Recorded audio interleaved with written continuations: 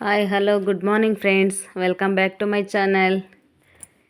ನೋಡಿ ಫ್ರೆಂಡ್ಸ್, ಇವತ್ತು ನಮ್ಮೂರಲ್ಲಿ ತುಂಬ ವರ್ಷಗಳಿಂದ ಮಾಡಿರಲಿಲ್ಲ ಜಾತ್ರೆ. ಒಂದು 9 ವರ್ಷ ಆಗಿತ್ತು ಫ್ರೆಂಡ್ಸ್ ನಮ್ಮೂರಲ್ಲಿ ಜಾತ್ರೆ ಮಾಡಿ. ಈಗ ಜಾತ್ರೆ ಮಾಡ್ತಾ ಇದ್ದಾರೆ. ಇವತ್ತು ಆರತಿಯ ದೇವ್ರಿಗೆ. ನೋಡಿ ಫ್ರೆಂಡ್ಸ್, ನಮ್ಮ ಅಕ್ಕ ಮತ್ತು ಅಕ್ಕನ ಮಕ್ಕಳು ಮತ್ತು ನಮ್ಮ ಅಕ್ಕವರ ಅತ್ತೆ ಎಲ್ಲರೂ ಬಂದಿದ್ದಾರೆ ಆರತಿಗೆ ಅಂತೇಳ್ಬಿಟ್ಟು. ನೋಡಿ ಫ್ರೆಂಡ್ಸ್, ಆರತಿಗೆಲ್ಲ ಸುಗಂಧರಾಜ ಮತ್ತು ಗುಲಾಬಿ ಎಲ್ಲ ತರಿಸಿದ್ವಿ. ಅದಕ್ಕೆ ಅಂತ ಎಲ್ಲ ಈ ಥರ ರೆಡಿ ಮಾಡ್ತಾಯಿದ್ದೀವಿ ನೋಡಿ ಫ್ರೆಂಡ್ಸ್.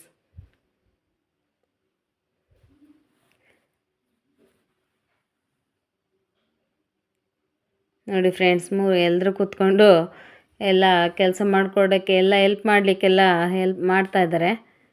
ಅದು ಹೂವು ಸುತ್ತೋದಕ್ಕೆ ಎಲ್ರಿಗೂ ಬರಲಿಲ್ಲ. ಅದು ಎಲ್ಲ ಒಬ್ಬೊಬ್ಬರು ಒಂದೊಂದು ಸುತ್ತಿದ್ರು, ಎಲ್ಲ ಬಿದ್ದು ಬಿದ್ದು ಹೋಗ್ತಾಯಿತ್ತು. ಮತ್ತು ನಾನು ಮತ್ತು ನಮ್ಮಮ್ಮ ಇಬ್ಬರು ಟ್ರೈ ಮಾಡಿದ್ವಿ, ಚೆನ್ನಾಗಿ ಬಂತು ಫ್ರೆಂಡ್ಸ್. ನೋಡಿ ಫ್ರೆಂಡ್ಸ್, ನಮ್ಮ ಅಕ್ಕ ಏನು ಅಪರೂಪಕ್ಕೆ ಬಂದಿದ್ದಾಳೆ, ಹೆಲ್ಪ್ ಮಾಡ್ತಾಳೆ ಅಂದರೆ ಏನು ಮಾಡಿದೆ, ಸುಮ್ಮನೆ ಸೈಲೆಂಟಾಗಿ ಕೂತ್ಕೊಂಡಿದ್ದಾಳೆ ನೋಡಿ ಫ್ರೆಂಡ್ಸ್. ಯಾವಾಗ ಬಂದರೂ ಅಷ್ಟೇ ಫ್ರೆಂಡ್ಸ್, ಅವಳು ಏನೂ ಹೆಲ್ಪೇ ಮಾಡಿಕೊಡಲ್ಲ.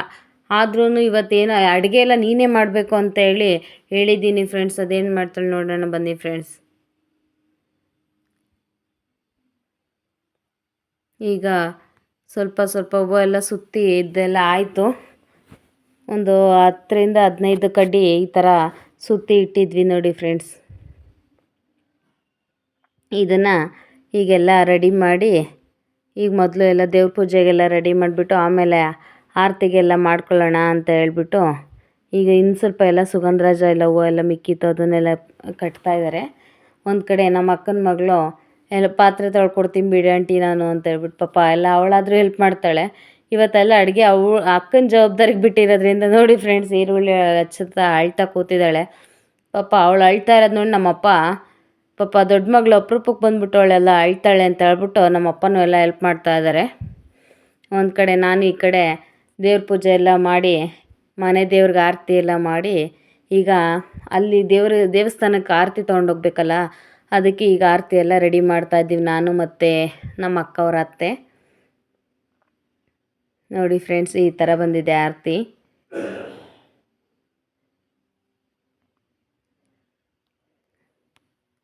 ಆರತಿ ಹೇಗಿದೆ ಅಂತ ಕಮೆಂಟಲ್ಲಿ ತಿಳಿಸಿ ಫ್ರೆಂಡ್ಸ್. ಏನೋ ನಮಗೆ ಬಂದಷ್ಟು ತಕ್ಕಮಟ್ಟಿಗೆ ಮಾಡಿದ್ದೇವೆ.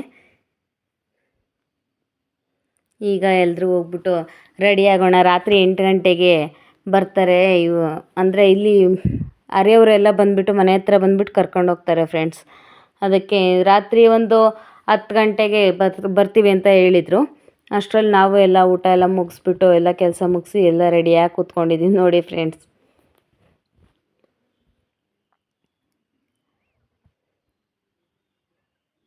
ನೋಡಿ ಫ್ರೆಂಡ್ಸ್, ನಮ್ಮ ಅಕ್ಕನ ಮಕ್ಕಳು, ಅತ್ತೆ, ಅಮ್ಮ, ದೊಡ್ಡಪ್ಪ ಎಲ್ಲರೂ ರೆಡಿಯಾಗಿ ಕೂತಿದ್ವಿ. ಅಷ್ಟರಲ್ಲಿ ಅರೆಯವ್ರು ಬಂದರು.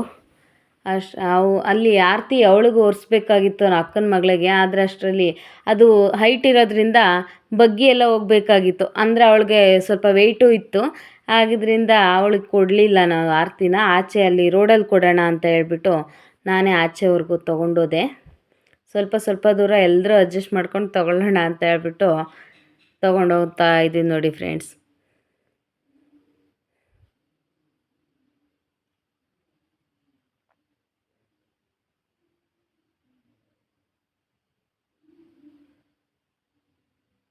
ನಾವು ಆರತಿ ಎಲ್ಲ ತೊಗೊಂಡೋಗೋ ಅಷ್ಟರಲ್ಲಿ, ಈಚೆ ಬರೋ ಅಷ್ಟರಲ್ಲೇ 10 ಗಂಟೆ ಆಗಿತ್ತು. ಇಲ್ಲಿಂದ ನಾವು ಹೋಗ್ಬೇಕಾಗಿದ್ದು ಒಂದು 4 ಕಿಲೋಮೀಟ್ರ್ ನಡ್ಕೊಂಡು ಹೋಗ್ಬೇಕಾಗಿತ್ತು ಫ್ರೆಂಡ್ಸ್. 9 ವರ್ಷದಕ್ಕೆ ಒಂದು ಸರಿ, ಅಂದರೆ 10 ವರ್ಷಕ್ಕೊಂದು ಸರಿ ಆಗ್ತಾಯಿತ್ತು. ಈ ಸರಿ 9 ವರ್ಷಕ್ಕೆ ಆಗ್ತಾಯಿದೆ ಫ್ರೆಂಡ್ಸ್ ಜಾತ್ರೆ. ತುಂಬ ಖುಷಿಯಾಯಿತು. ನಮ್ಮ ಮನೆ ಹತ್ರನೇ ನಮ್ಮ ಮನೆ ಬಂದುಬಿಟ್ಟು ಮನೆಗೂ ರೋಡ್ಗೂ ಸ್ವಲ್ಪ ದೂರ, ಆದರೂ ಒಂದೇ ಮನೆ ಇರೋದ್ರಿಂದ ಅವರೇ ಬಂದು ಕರ್ಕೊಂಡು ಹೋದರು. ಈಗ ಇದು ಪಕ್ಕದ ಊರಲ್ಲಿ ಊರವರು ಆರತಿ, ಇಲ್ಲಿ ಸುತ್ತ 7 ಹಳ್ಳಿ ಆರತಿಗಳೆಲ್ಲ ಒಂದೇ ಜಾಗದಲ್ಲಿ ಬಂದು ಸೇರುತ್ತೆ ನೋಡಿ ಫ್ರೆಂಡ್ಸ್. ಇವರೆಲ್ಲನೂ ನಮ್ಮೂರವರೇ, ಅಕ್ಕಪಕ್ಕ ಹಳ್ಳಿಯವರು ಎಲ್ಲ ಸೇರಿ 7 ಹಳ್ಳಿಯವರು ಎಲ್ಲ ಆರತಿ ತೊಗೊಂಬಂದಿದ್ರು ನೋಡಿ ಫ್ರೆಂಡ್ಸ್. ಇಲ್ಲಿ ಒಂದು ಬಂಡೆ ಇದೆ. ಈ ಬಂಡೆ ಹತ್ರ ಎಲ್ಲ ಕೂರಿಸ್ಬಿಟ್ಟು ಈಗ ದೇವ್ರು ಕರ್ಕೊಂಬಂದು ದೇವ್ರ ಜೊತೆಗೆ ಆರತಿ ಎತ್ಕೊಂಡು ಹೋಗ್ಬೇಕಾಗಿತ್ತು. ಈ ದೇವರ ಹೆಸರು ಬಂದುಬಿಟ್ಟು ಕಾವಲಮ್ಮ ಅಂತ ಹೇಳ್ಬಿಟ್ಟು. ನೋಡಿ ಫ್ರೆಂಡ್ಸ್, ಎಷ್ಟೊಂದು ಜನ ಬಂದಿದ್ದಾರೆ. ನಾವಿಲ್ಲಿಗೆ ಬರೋ ಅಷ್ಟರಲ್ಲಿ 12 ಗಂಟೆ ಆಗಿತ್ತು ಫ್ರೆಂಡ್ಸ್. ನಾವು 10 ಕಾಲ್ಗೆಲ್ಲ ಮನೆ ಬಿಟ್ಟಾಗ ಇಲ್ಲಿ ಬಂದು ಸೇರೋ ಅಷ್ಟರಲ್ಲಿ 12 ಗಂಟೆ. ಎಲ್ಲ ನಡ್ಕೊಂಡು ಬಂದಿದ್ರಲ್ಲ ಫ್ರೆಂಡ್ಸ್, ಅದರಿಂದ ಸ್ವಲ್ಪ ಲೇಟ್ ಆಯಿತು. ಈ ಆರತಿ ಇಷ್ಟು ಬೇಗ ಬಂದ್ರೂ ಇಲ್ಲಿ ಆರತಿ ನಾವು ಬೆಳಗ್ಕೊಂಡು ಮತ್ತೆ ಮನೆಗೆ ಹೋಗೋ ಅಷ್ಟರಲ್ಲಿ ಬೆಳಗ್ಗೆ ಆಗಿಬಿಡುತ್ತೆ ಫ್ರೆಂಡ್ಸ್. ಒಂದು ಇಡೀ ರಾತ್ರಿ ಆರತಿ ಮಾಡಬೇಕಿದು. ನೋಡಿ ಫ್ರೆಂಡ್ಸ್, ಆದರೂ ಆಗಲೇ 1 ಗಂಟೆ ಮೇಲಾಗೋಯ್ತು ಟೈಮು ಅಂತ ಹೇಳ್ಬಿಟ್ಟು ಎಲ್ಲ ಆರತಿ ಇಟ್ಕೊಂಡು ಇನ್ನು ಅಲ್ಲಲ್ಲೇ ಮಲ್ಕೊಂಬಿಟ್ಟಿದ್ರು ಇವರು. ನೋಡಿ ಫ್ರೆಂಡ್ಸ್, ಎಲ್ಲ ಸ್ವಲ್ಪ ಜನ ಅಲ್ಲಲ್ಲೇ ಮಲಗಿಬಿಟ್ಟಿದ್ದಾರೆ. ಎಲ್ಲ ಪಕ್ಕದಲ್ಲಿ ಆರತಿಗಳು ಇಟ್ಕೊಂಡು ಮಲಗಿದ್ದಾರೆ. ಅಷ್ಟರಲ್ಲಿ 2 ಗಂಟೆ 7 ನಿಮಿಷ ಆಗಿತ್ತು ನೋಡಿ ಫ್ರೆಂಡ್ಸ್. ಅಷ್ಟೊತ್ತಿಗೆ ದೇವರು ಮತ್ತು ದೇವ್ರ ಜೊತೆ ಇನ್ನೂ ಸ್ವಲ್ಪ ಆರತಿಗಳೆಲ್ಲ ಬರೋದಿತ್ತು. ಇನ್ನೂ ಪಕ್ಕ 1-2 ಹಳ್ಳಿಯದ ಆರತಿಗಳೆಲ್ಲ ಬರೋದಿತ್ತು. ಅದು 2 ಗಂಟೆಗೆ ಬಂತು ನೋಡಿ ಫ್ರೆಂಡ್ಸ್.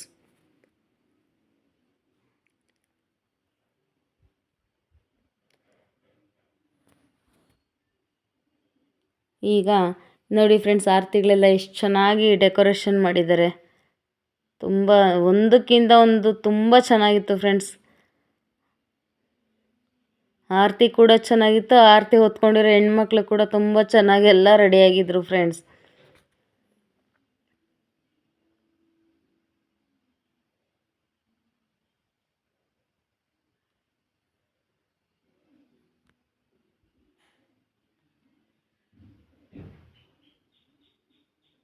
ನೋಡಿ ಫ್ರೆಂಡ್ಸ್, ಇನ್ನೂ ಆರತಿಗಳೆಲ್ಲ ಬರ್ತಾ ಇದೆ. ಏನಿಲ್ಲ ಅಂದರೂ ಒಂದು 500-600ಕ್ಕಿಂತ ಆರತಿ ಜಾಸ್ತಿನೇ ಇತ್ತು ಅನಿಸುತ್ತೆ ಫ್ರೆಂಡ್ಸ್. ಅಷ್ಟು ಜನ, ಅಷ್ಟು ಆರತಿಗಳೆಲ್ಲ ಇತ್ತು. ನೋಡಿ ಫ್ರೆಂಡ್ಸ್, ಎಷ್ಟೊಂದು ಜನ ಇದ್ದಾರೆ ಎಲ್ಲ.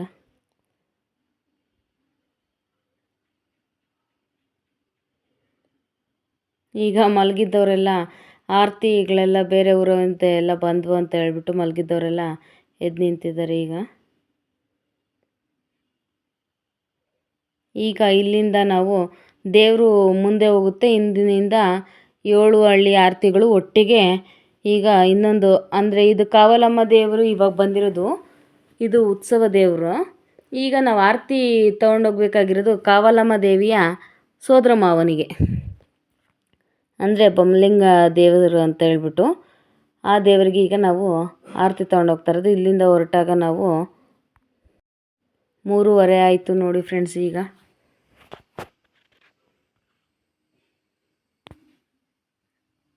ನೋಡಿ ಫ್ರೆಂಡ್ಸ್, ಈಗ ದೇವ್ರು ಬರ್ತಾ ಇದೆ.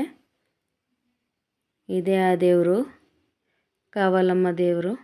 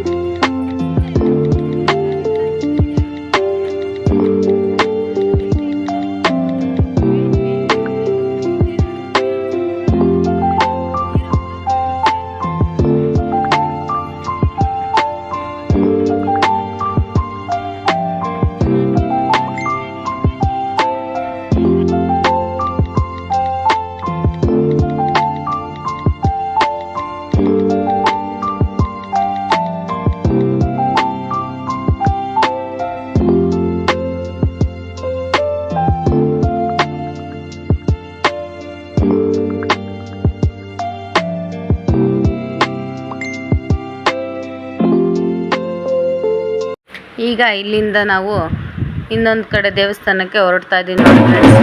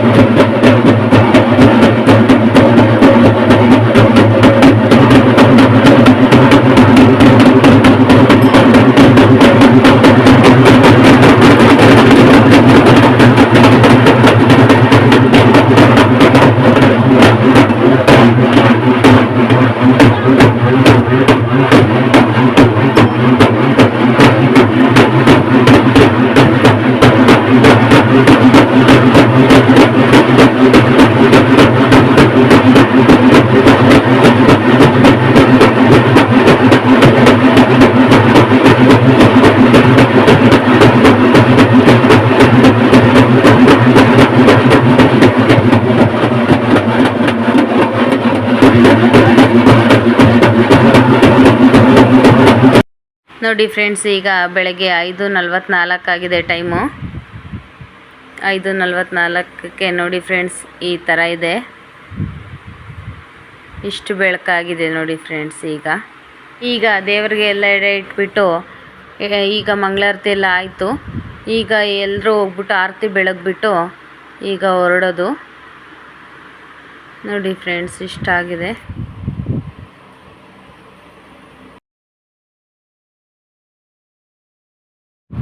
ಇದಾಗಿತ್ತು ಇವತ್ತಿನ ವಿಡಿಯೋ. ಈ ವಿಡಿಯೋ ನಿಮಗೆ ಇಷ್ಟ ಆಗಿದ್ರೆ ಪ್ಲೀಸ್ ಲೈಕ್ ಮಾಡಿ, ಶೇರ್ ಮಾಡಿ, ಸಬ್ಸ್ಕ್ರೈಬ್ ಮಾಡಿ ಫ್ರೆಂಡ್ಸ್.